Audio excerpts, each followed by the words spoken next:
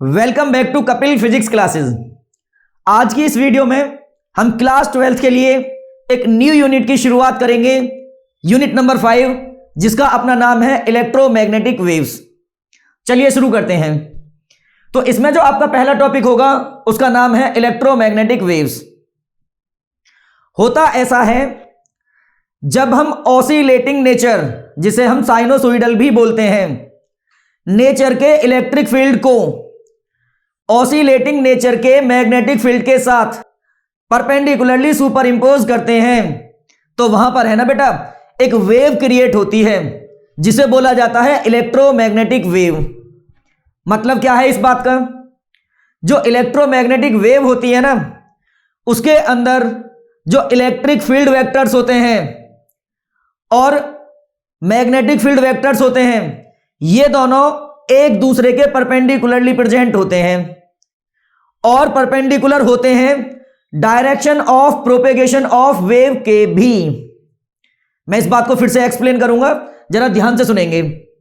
जब हम oscillating nature के इलेक्ट्रिक फील्ड को ऑसिलेटिंग नेचर के मैग्नेटिक फील्ड के साथ परपेंडिकुलरली सुपर इंपोज करते हैं, तो वहां पर है ना बेटा, एक वेव क्रिएट होती है जिसे बोला जाता है इलेक्ट्रोमैग्नेटिक वेव। मतलब इस इलेक्ट्रोमैग्नेटिक वेव के अंदर जो इलेक्ट्रिक फील्ड वेक्टर्स होते हैं, मान लीजिए वो वाई डायरेक्शन में ऑसिलेट कर रहे हैं। कौन सी डायरेक्शन में ऑसिलेट कर रहे हैं बेटा? वाई डायरेक्शन में। तो जो इसके अंदर मैग्नेटिक फील्ड के वेक्टर्स होंगे वो इसके परपेंडिकुलरली, बोले तो जेड डायरेक्शन में ऑसिलेट करेंगे इस तरीके से। ये हो गए वाई डायरेक्शन में इलेक्ट्रिक फील्ड वेक्टर्स और ये हो गए जेड डायरेक्शन में मैग्नेटिक फील्ड वेक्टर्स। अब जब इन दोनों वेक्टर्स को हम परपेंडिकुलरली सुपर इंपोज करेंगे तो एक वेव क्रिएट होगी और वो वेव चलेगी एक्स डायरेक्शन में। कौन सी डायरेक्शन में बेटा जी? एक्स डायरेक्शन में चलेगी। एक छोटे से डायग्राम की हेल्प से हम इसे समझते हैं जरा। मान लीजिए ये है हमारे पास में वाई डायरेक्शन, ये है एक्स डायरेक्शन, और जो जेड डायरेक्शन होती है वो वैसे तो बाहर की तरफ होती है, लेकिन मैंने उसे यहां ऐसे दिखाया। तो इस डायग्राम के अंदर जो रेड वाला पार्ट है ये रिप्रेजेंट कर रहा है इलेक्ट्रिक फील्ड वेक्टर्स को। तो मैंने यहां पर लिख दिया, ये हो गया बेटा यहां पर इलेक्ट्रिक फील्ड। तो यहां बड़े ही ध्यान से देख सकते हैं कि जो इलेक्ट्रिक फील्ड का ऑसिलेशन है वो है वाई डायरेक्शन में, पहले पॉजिटिव वाई, फिर नेगेटिव वाई, फिर पॉजिटिव वाई, इस तरीके से। और फिर यहां पर जो ये ब्लैक वाला पार्ट है ये रिप्रेजेंट कर रहा है यहां पर मैग्नेटिक फील्ड वेक्टर्स को, मैग्नेटिक फील्ड वेक्टर्स को। तो ये जो मैग्नेटिक फील्ड के वेक्टर्स हैं वो जेड डायरेक्शन में, क्योंकि जेड डायरेक्शन बाहर की तरफ होती है, तो ये पहले इस तरीके से पॉजिटिव साइड में है, फिर ऑसिलेट करके नेगेटिव साइड में जाएंगे। तो electric field magnetic field vectors इस तरीके से चल रहे हैं। अब जो आप यहां पर देख रहे हैं कि जो इलेक्ट्रिक फील्ड वेक्टर्स हैं वो कर रहे हैं वाई डायरेक्शन में ऑसिलेट, और मैग्नेटिक फील्ड डायरेक्शन इनके परपेंडिकुलर, बोले तो जेड डायरेक्शन में ऑसिलेट कर रहे हैं। अब यहां पर जो ये वेव क्रिएट हुई है दोनों के कॉम्बिनेशन से, ये वेव चल रही है कौन सी डायरेक्शन में? एक्स डायरेक्शन में। अब ये जो वेव यहां पर बनकर तैयार हुई है, इसी वेव को बोला जाता है बेटा जी इलेक्ट्रोमैग्नेटिक वेव्स। बड़े ध्यान से सुनने वाली बात है बेटा ये। अगर किसी को कोई डाउट है तो आप हमें कमेंट बॉक्स में कमेंट करके भी बता सकते हैं। बाकी इसके बाद में हमारा जो नेक्स्ट टॉपिक है वो है कैरेक्टरिस्टिक्स ऑफ इलेक्ट्रोमैग्नेटिक वेव्स। चलिए बात करेंगे कैरेक्टरिस्टिक नंबर 1 की। होता ऐसा है, ध्यान से सुनेंगे बेटा जरा। होता ऐसा है, जितनी भी इलेक्ट्रोमैग्नेटिक वेव्स होती है ना, वैसे तो ये 7 टाइप्स की होती हैं, ये थोड़ा आगे चलकर आपको बताया भी जाएगा। जितनी भी इलेक्ट्रोमैग्नेटिक वेव्स होती है ना बेटा, ये एयर या वैक्यूम के अंदर से लाइट की स्पीड से ट्रेवल करती हैं। ध्यान से सुनेंगे, फिर से मैं रिपीट करता हूं। जितनी भी इलेक्ट्रोमैग्नेटिक वेव्स होती हैं वो जब एयर या वैक्यूम के अंदर से ट्रेवल करती हैं, तो ट्रेवल करते वक्त इनकी जो स्पीड होती है वो लाइट की स्पीड के बराबर होती है। बोले तो 3 × 10⁸ मीटर पर सेकंड के इक्वल होती है। अब बात करेंगे कैरेक्टरिस्टिक नंबर 2 की। ध्यान से सुनेंगे बेटा जरा। देखिए इधर, जो इलेक्ट्रोमैग्नेटिक वेव्स होती हैं ना, उसके अंदर जो इलेक्ट्रिक और मैग्नेटिक फील्ड होता है वो दोनों बेटा सेम फेज में होते हैं। सेकंड प्रॉपर्टी से हमें यह पता चलता है कि इलेक्ट्रोमैग्नेटिक वेव्स के अंदर जो प्रेजेंट इलेक्ट्रिक फील्ड और मैग्नेटिक फील्ड होता है वो दोनों सेम फेज में होते हैं। चलिए जरा समझेंगे इस बात से मतलब क्या है। आप यहां पर देख रहे हैं बेटा कि जो इलेक्ट्रिक फील्ड है, जो मैंने रेड वाले एरो से रिप्रेजेंट किया है, और ये जो ब्लैक पार्ट है जो मैग्नेटिक फील्ड को रिप्रेजेंट कर रहा है। जिस इंस्टेंट पर इलेक्ट्रिक फील्ड जीरो है उसी सेम इंस्टेंट पर मैग्नेटिक फील्ड भी कैसा है बेटा? जीरो। जिस इंस्टेंट पर इलेक्ट्रिक फील्ड मैक्सिमम है उसी इंस्टेंट पर मैग्नेटिक फील्ड भी कैसा है बेटा? मैक्सिमम। इस चीज को बोला जाता है इलेक्ट्रिक फील्ड और मैग्नेटिक फील्ड का सेम फेज में होना। अब बात करेंगे हम प्रॉपर्टी नंबर थर्ड की। ये जो प्रॉपर्टी नंबर 3 है ना बेटा, ये प्रॉपर्टी नंबर 3 ये कहती है कि यदि हम किसी भी इलेक्ट्रोमैग्नेटिक वेव के जो ये जीरो वाले इंस्टेंट हैं इन्हें छोड़कर किसी भी इंस्टेंट को उठा लें तो उस इंस्टेंट पर इलेक्ट्रिक फील्ड का मैग्नेटिक फील्ड के साथ जो रेशियो होता है ना बेटा, वो लाइट की स्पीड के बराबर होता है। मैं फिर से रिपीट करूंगा, ध्यान से सुनेंगे। जो इलेक्ट्रोमैग्नेटिक वेव होती है ना बेटा, यदि हम उसके अंदर आए हुए जो जीरो वाले ये इंस्टेंट हैं इन्हें छोड़ दें और फिर किसी एक टाइम इंस्टेंट को ले लें तो उस टाइम इंस्टेंट पर पहले आप इलेक्ट्रिक फील्ड को देखो कितना है और फिर देखिए कि मैग्नेटिक फील्ड कितना है, और फिर उस इलेक्ट्रिक फील्ड का यदि हम मैग्नेटिक फील्ड के साथ रेशियो लेना बेटा तो वो रेशियो लाइट की स्पीड के इक्वल आता है बेटा। या ऐसे भी बोल सकते हैं कि जो peak value of electric field होती है यदि उसमें peak value of magnetic field से डिवाइड कर दिया जाए तो ये जो रेशियो होता है ना बेटा ये लाइट की स्पीड के इक्वल होता है। ये थी बेटा इसकी प्रॉपर्टी नंबर 3। अब हम बात करेंगे प्रॉपर्टी नंबर 4 की। तो इसकी जो 4th प्रॉपर्टी है ना बेटा, उससे हमें यह पता चलता है कि जब इलेक्ट्रोमैग्नेटिक वेव ट्रेवल करती हैं तो ट्रेवल करते समय ये उन सभी प्रॉपर्टीज को शो करती हैं जिन्हें लाइट शो करती है। अब बात यह आती है बेटा कि लाइट किन किन प्रॉपर्टीज को शो करती है। तो जैसे आपने सुना होगा रिफ्लेक्शन, रिफ्रैक्शन, डिफ्रैक्शन, इंटरफेरेंस और पोलराइजेशन। लाइट इन पांचों प्रॉपर्टीज को शो करती हैं। तो जब इलेक्ट्रोमैग्नेटिक वेव्स ट्रेवल कर रही होती हैं एयर या वैक्यूम के अंदर से, तो बेटा जो इलेक्ट्रोमैग्नेटिक वेव्स है ना, ये इलेक्ट्रोमैग्नेटिक वेव्स भी इन पांचों प्रॉपर्टीज को शो करती हैं। ये थी बेटा इसकी प्रॉपर्टी नंबर 4। अब हम बात करेंगे प्रॉपर्टी नंबर 5 की। बात करेंगे बेटा प्रॉपर्टी नंबर 5 की। तो प्रॉपर्टी नंबर 5 ये कहती है कि जो इलेक्ट्रोमैग्नेटिक वेव्स होती हैं ये ट्रांसवर्स इन नेचर होती हैं। जो इलेक्ट्रोमैग्नेटिक वेव्स होती हैं ना बेटा वो ट्रांसवर्स इन नेचर होती हैं। मतलब क्या है इस बात का? जैसा कि मैंने आपको बताया था जो इलेक्ट्रोमैग्नेटिक वेव्स होती हैं उसके अंदर प्रेजेंट इलेक्ट्रिक फील्ड और मैग्नेटिक फील्ड, ये दोनों फील्ड एक दूसरे के परपेंडिकुलर होते हैं और साथ में परपेंडिकुलर होते हैं direction of propagation of wave के भी। तो वेव का जो ये नेचर है ना बेटा, इलेक्ट्रिक फील्ड, मैग्नेटिक फील्ड और डायरेक्शन ऑफ प्रोपेगेशन, इन तीनों का एक दूसरे के परपेंडिकुलर होना, इस नेचर को बोला जाता है ट्रांसवर्स नेचर। अब बात करेंगे बेटा इसकी most important property number 6।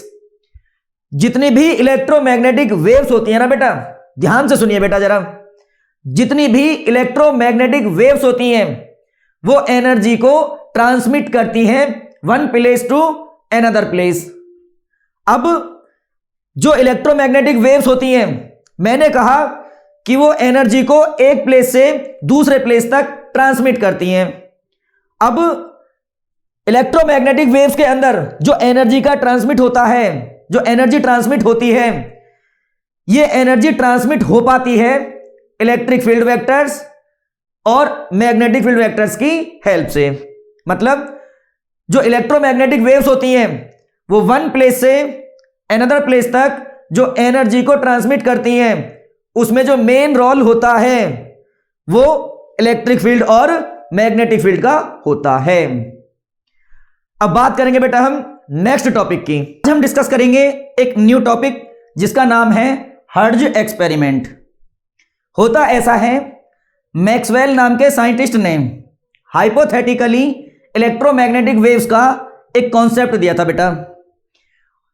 Maxwell ने ओरली ये कह करके छोड़ दिया था कि यदि हम ऑसिलेटिंग नेचर के इलेक्ट्रिक फील्ड को ऑसिलेटिंग नेचर के मैग्नेटिक फील्ड के साथ परपेंडिकुलरली सुपर इंपोज कर दें तो वहां से है ना बेटा एक वेव प्रोड्यूस होगी जिसे हम इलेक्ट्रोमैग्नेटिक वेव कहेंगे। अब मैक्सवेल ने जो ये बात कही ये केवल ओरली कहकर छोड़ दी, लेकिन वो इस बात को प्रैक्टिकली प्रूव नहीं कर पाए। फिर कुछ टाइम बाद हर्ट्ज नाम के साइंटिस्ट ने अपना एक एक्सपेरिमेंट परफॉर्म किया और उस एक्सपेरिमेंट में इलेक्ट्रोमैग्नेटिक वेव्स को प्रोड्यूस करके दिखाया। तो अब मैं आपके सामने हर्ट्ज एक्सपेरिमेंट डिस्कस करने जा रहा हूं बेटा। बड़े ही ध्यान से आपको सुनना है और देखना है। तो हर्ट्ज ने अपने एक्सपेरिमेंट में सबसे पहले ली थी 2 कॉपर प्लेट्स। हर्ट्ज ने अपने एक्सपेरिमेंट में सबसे पहले ली थी 2 कॉपर प्लेट्स और इन दोनों प्लेट्स को एक दूसरे के पैरेलली प्लेस किया। फिर इन दोनों कॉपर प्लेट्स के across 2 thick copper wire connect कर दिए गए। इसके बाद इन्होंने 2 मेटेलिक स्फेयर्स लिए जो बहुत छोटे साइज के होते हैं और उन दोनों मेटेलिक स्फेयर्स को इन वायर्स के एंड पॉइंट पर कनेक्ट कर दिया और कनेक्ट किया कुछ इस तरीके से कि दोनों स्फेयर्स के बीच में बहुत छोटा सा गैप रह सके। और जो स्फेयर्स यहां पर हमने लगाए हैं उन्हें नाम दिया गया बेटा S1 S2। फिर इसके बाद इन्होंने स्टेप अप ट्रांसफार्मर की सेकेंडरी कॉइल को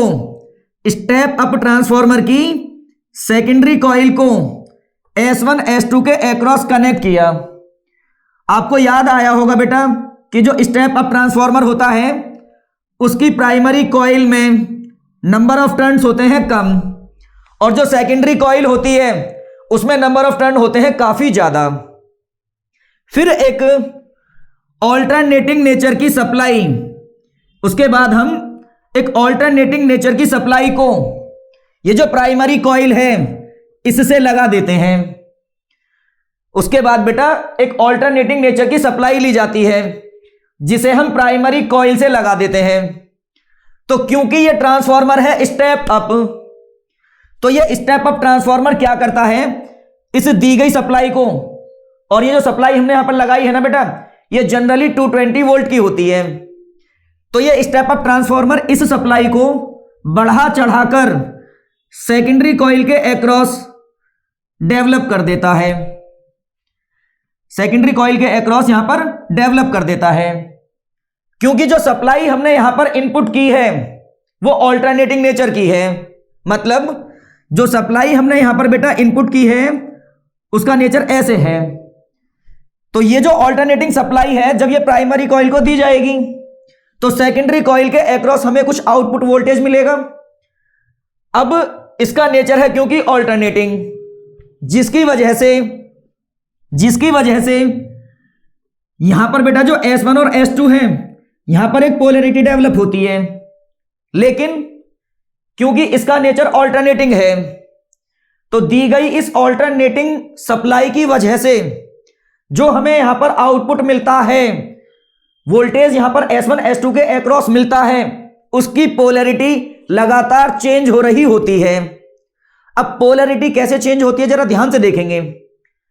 मान लीजिए कि ये जो फर्स्ट हाफ साइकिल है ना, इस फर्स्ट हाफ साइकिल की वजह से S1 बना पॉजिटिव और S2 बना कैसा बेटा, नेगेटिव। फिर ये जो नेक्स्ट साइकिल इसमें इनपुट होगी तो उसकी वजह से S1 अब बनेगा नेगेटिव और S2 कैसा बनेगा बेटा, पॉजिटिव। तो इस तरीके से यहां पर S1 S2 के अक्रॉस पोलैरिटी क्या होती है, लगातार चेंज हो रही होती है, लगातार चेंज हो रही होती है।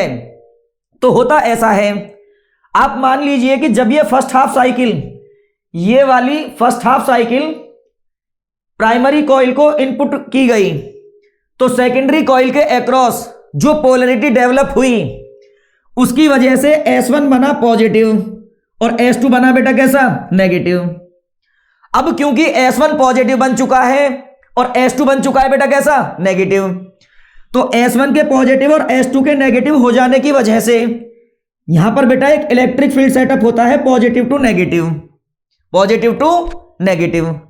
अब हम ये भी जानते हैं जो सप्लाई यहां से हमने दी थी वो यहां पर जाकर बढ़ चढ़ करके मिल रही है, तो यहां जो बेटा सप्लाई, यहां जो वोल्टेज हमें मिलेगा वो बहुत ज्यादा हो चुका होगा, जिसकी वजह से S1 S2 के बीच में से पास होने वाली जो एयर है ना बेटा वो आयोनाइज्ड हो जाती है, वो आयोनाइज्ड हो जाती है, जिसकी वजह से यहां पर बेटा स्पार्किंग क्रिएट होती है। क्या हो जाती है बेटा, यहां पर स्पार्किंग क्रिएट होती है। अब स्पार्किंग क्रिएट होने से मतलब है कि यहां पर S1 और S2 के बीच में आयंस का क्या हो चुका है, फ्लो स्टार्ट हो चुका है। अब जो आयंस हैं वो फ्लो करने लगे हैं। दूसरी बात ये कि जब यहां पर बेटा एक इलेक्ट्रिक फील्ड सेटअप हुआ है, आयंस का फ्लो भी हो चुका है, तो यहां पर पॉजिटिव टू नेगेटिव एक करंट भी सेटअप होगी, करंट भी सेटअप होगी। लेकिन आपको यह भी पता है कि दी गई सप्लाई ऑल्टरनेटिंग नेचर की है, तो जो यहां पर बेटा करंट सेटअप होगा ना, जो करंट यहां जनरेट होगा वो भी कैसे नेचर का होगा, ऑल्टरनेटिंग नेचर का होगा। मतलब कभी उसकी डायरेक्शन नीचे होगी, कभी कहां होगी, ऊपर, इस तरीके से। फिर आपको यह भी पता है कि जब किसी कंडक्टर के अंदर से करंट का फ्लो होता है तो बेटा वो अपने चारों तरफ है ना, अपने चारों तरफ एक मैग्नेटिक फील्ड क्रिएट करता है। तो उसी तरीके से जब यहां पर S1 S2 के अक्रॉस, यहां पर S1 S2 के अक्रॉस बोले तो पॉजिटिव टू नेगेटिव डायरेक्शन में करंट सेटअप हो चुका है, तो डेफिनेटली बेटा यहां पर एक मैग्नेटिक फील्ड भी प्रेजेंट होगा। क्या प्रेजेंट होगा बेटा जी, मैग्नेटिक फील्ड भी प्रेजेंट होगा। बेटा ध्यान से सुनिए एक एक बात को, तभी कंसेप्ट क्लियर हो पाएंगे। क्योंकि यहां पर करंट नीचे की तरफ हुआ है, करंट कहां से, किस डायरेक्शन में सेटअप हुआ है बेटा, डाउनवर्ड डायरेक्शन में। तो राइट हैंड थंब रूल के अकॉर्डिंग यहां जो करंट सेटअप होगा ना बेटा, कौन से रूल के अकॉर्डिंग बेटा, राइट हैंड थंब रूल के अकॉर्डिंग जो यहां मैग्नेटिक फील्ड सेटअप होगा वो बेटा ऐसे होगा, ऐसे होगा या नहीं। तो यहां जो मैग्नेटिक फील्ड सेटअप होगा ऐसे होगा से मतलब है बेटा वो कंडक्टर के बोले तो करंट की डायरेक्शन के परपेंडिकुलर होगा। कैसे होगा, परपेंडिकुलर होगा। फिर से बेटा जरा ध्यान से सुनेंगे, क्योंकि मैंने यहां पर पहले जो सप्लाई इनपुट की उसका नेचर ऑल्टरनेटिंग है। कैसा है बेटा, ऑल्टरनेटिंग। तो यहां पर S1 S2 के बीच में एक करंट फ्लो होगा। जब दी गई सप्लाई ऑल्टरनेटिंग है तो जो करंट यहां सेटअप होगा वो भी कैसे नेचर का होगा, ऑसिलेटिंग। जब करंट ऑसिलेटिंग है तो करंट की वजह से ही क्या प्रोड्यूस होता है, मैग्नेटिक फील्ड। तो मैग्नेटिक फील्ड का नेचर भी कैसा होगा, ऑसिलेटिंग बेटा। कैसा होगा, ऑसिलेटिंग। तो हमने यहां पर क्या देखा कि S1 S2 के अक्रॉस करंट होगा बेटा इस डायरेक्शन में, ऑसिलेट। अब जो मैग्नेटिक फील्ड होगा वो करंट के परपेंडिकुलर ऑसिलेट कर रहा है। तो यहां पर हम देखते हैं कि जो करंट है वो ऐसे इस तरीके से ऑसिलेट कर रहा है और मैग्नेटिक फील्ड इसके परपेंडिकुलर ऑसिलेट कर रहा है। तो ये करंट बोले तो इलेक्ट्रिक फील्ड, क्योंकि यहां पर इलेक्ट्रिक फील्ड भी सेटअप हुआ, क्योंकि यहां पर बेटा जो इलेक्ट्रिक फील्ड है ना वो और मैग्नेटिक फील्ड एक दूसरे के परपेंडिकुलरली ऑसिलेट कर रहे हैं। और इनके ऑसिलेशंस की वजह से ही है ना बेटा, इनके ऑसिलेशंस की वजह से ही यहां पर बेटा एक वेव जनरेट होती है और उस वेव को हम बोलते हैं कौन सी वेव, इलेक्ट्रोमैग्नेटिक वेव। अब यहां पर एक प्रोविजन और भी है बेटा कि यहां पर है ना S1 S2 से थोड़ा आगे चलकर एक लगाया जाता है मेटेलिक डिटेक्टर। मैं आपसे बता दूं, मेटेलिक डिटेक्टर सिंपली एक रिंग होती है जो हॉलो होती है, उसमें कट लगाकर दो स्फेयर्स लगा दिए जाते हैं, S1 और S2, सॉरी A और B। इन स्फेयर्स को हमने नाम दिया A और कितना बेटा, B। इस डिटेक्टर का केवल यह काम होता है कि जो यहां से वेव जनरेट हुई है ना, वो वेव इसके अंदर से पास होती हैं और ये उन्हें केवल करता है क्या, डिटेक्ट करके बताता है।